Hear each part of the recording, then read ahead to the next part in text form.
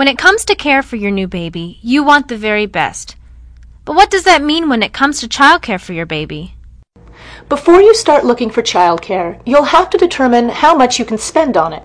If your budget is minimal, you may decide to leave your child in the care of a close relative, like your mother-in-law or sibling, if that's possible. About 20% of new parents go with this option, which is often a free one. Plus, relative care ensures that your baby gets exclusive attention from someone personally invested in her. On the flip side, it can be difficult to offer child-rearing pointers and constructive criticism to a family member. For reasons like this, many people decide that the best relative for the childcare role is mom or dad. Stay-at-home parenting is the care choice of almost 50% of parents with children under the age of 2. The pluses to staying home are obvious. You retain full control of your child's care, and you get to be with your baby at every developmental milestone. But cutting the family's income by foregoing the stay-at-home parent's salary can be difficult financially. As well, the parent staying home may miss the role they once inhabited in the workplace, which can lead to resentment and unhappiness. To combat this potential issue, some parents who work in more flexible fields are sharing stay-at-home status, trading days depending on their respective schedules. This more even-handed co-parenting is becoming more and more popular.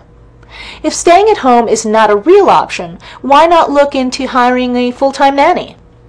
A nanny provides exclusive, intimate care for your child, from attending to basic needs to encouraging mental and physical development. But one-on-one attention does not come cheap.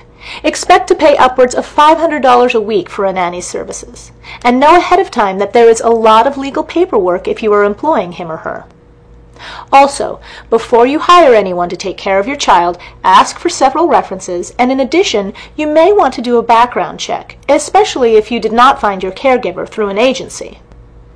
If none of these home-based care choices work for you, a daycare, either in a center or in someone else's home, may be a good choice.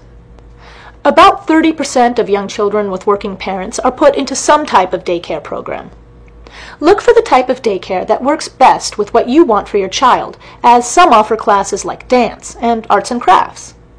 If you choose a licensed daycare center, you can rest assured that it will be strictly regulated by the government and is likely staffed with early childhood development experts.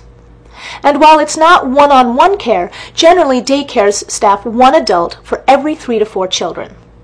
Some caveats, though, are that due to the number of kids, colds and other illnesses tend to spread more easily, resulting in kids that get sick more often. And daycare centers won't provide care for sick children, and one must abide by a more structured schedule as pick-up and drop-off times are regimented. For this reason, some turn to the often more cost-friendly and intimate atmosphere of a home daycare.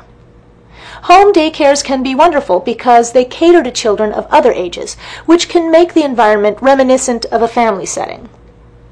Home daycares may also be more flexible with pick-up and drop-off times, but bear in mind that they are not monitored by the government as closely as their counterparts.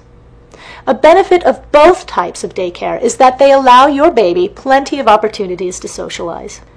With all of these facts to weigh in your childcare choice, you may worry that you'll make the wrong decision.